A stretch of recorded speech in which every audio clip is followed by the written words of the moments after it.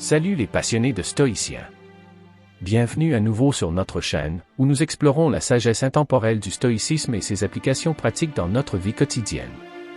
La vidéo d'aujourd'hui est spéciale, car nous plongeons dans le domaine des relations et dévoilons les 9 principes que les hommes intelligents devraient adopter, selon la philosophie stoïcienne.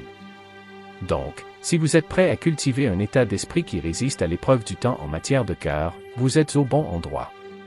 Avant de nous lancer dans ces principes perspicaces, assurez-vous d'appuyer sur le bouton d'abonnement, d'appeler la cloche de notification et de donner un coup de pouce à cette vidéo si vous êtes enthousiaste à l'idée d'exploiter le pouvoir du stoïcisme dans vos relations. Maintenant, embarquons ensemble dans ce voyage, alors que nous explorons les 9 choses que les hommes intelligents ne devraient pas faire avec les femmes à travers le prisme de la sagesse stoïcienne. 1. Protégez votre passé. Partagez chaque détail de votre passé, en particulier les parties difficiles, revient à montrer tous les secrets et défis auxquels vous avez été confrontés. L'intuition de Friedrich Nietzsche selon laquelle les vieilles idées peuvent revenir nous défier met en évidence les risques potentiels d'en révéler trop. Gardez votre passé personnel et protégé. Ne partagez que ce qui est nécessaire, en gardant les principales parties de votre histoire qui vous rendent résilients. L'histoire de votre vie n'appartient qu'à vous, et non à d'autres pour qu'ils l'exploitent ou la jugent. 2. Faire face à la peur d'être seul. L'intuition d'Aristote selon laquelle se connaître soi-même est le début de toute sagesse souligne l'importance d'affronter la peur d'être seul. Les choix faits par peur, en particulier la peur de la solitude, peuvent vous égarer. Être seul n'est pas synonyme de solitude. Prenez le temps d'apprécier votre propre entreprise. Lorsque vous choisissez d'être avec quelqu'un, faites-le parce qu'il ajoute de la valeur à votre vie, et non parce que vous craignez d'être sans lui. 3. Gérez votre temps judicieusement.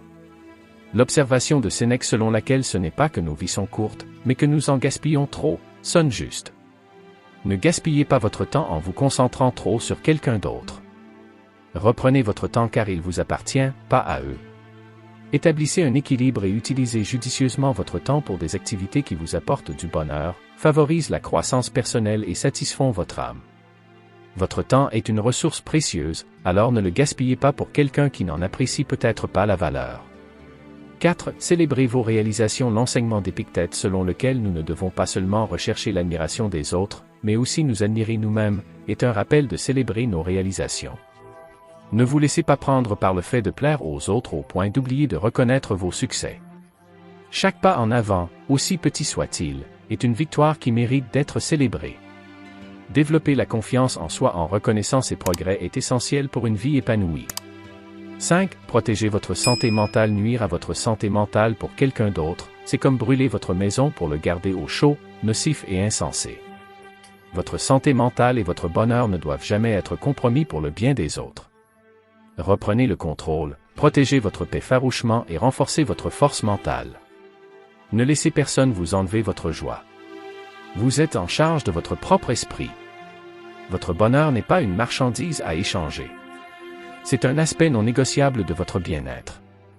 6. Soyez fidèle à vous-même. La sagesse d'Albert Camus de ne pas trop se soucier des autres résonne avec la philosophie stoïcienne d'être fidèle à soi-même. Dire oui à des choses que vous n'aimez pas, c'est comme mettre un masque étouffant pour faire plaisir aux autres.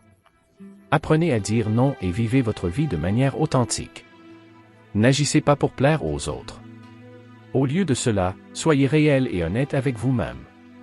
N'oubliez pas que vous êtes le personnage principal de votre vie, et non un personnage secondaire dans le récit de quelqu'un d'autre.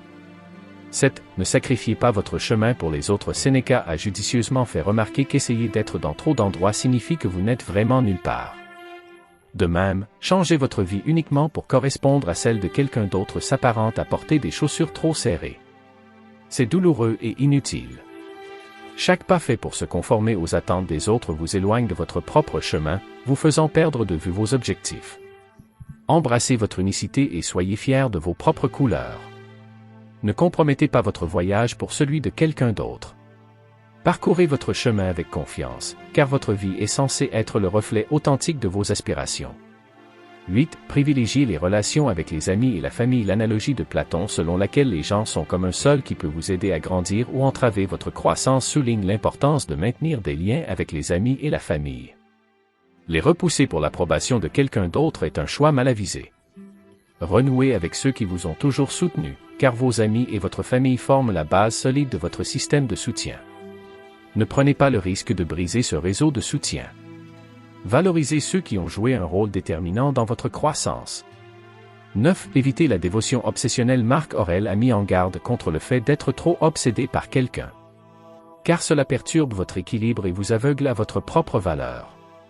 Comme un satellite qui tourne sans fin, trop se fixer sur quelqu'un d'autre fait disparaître vos rêves et votre unicité. Reprenez le contrôle, cessez d'être une ombre vivant selon leurs règles et commencez à briller comme votre propre soleil. N'oubliez pas que votre vie n'est pas un rôle secondaire dans l'histoire de quelqu'un d'autre. Vous êtes la star de votre propre récit. Ne laissez personne ternir votre éclat. Merci de vous joindre à nous dans ce voyage dans le domaine du stoïcisme, où la sagesse rencontre les relations. N'oubliez pas qu'adopter les principes stoïciens ne concerne pas des règles spécifiques au genre, mais cultiver un état d'esprit qui transcende les défis auxquels nous sommes confrontés dans tous les aspects de la vie.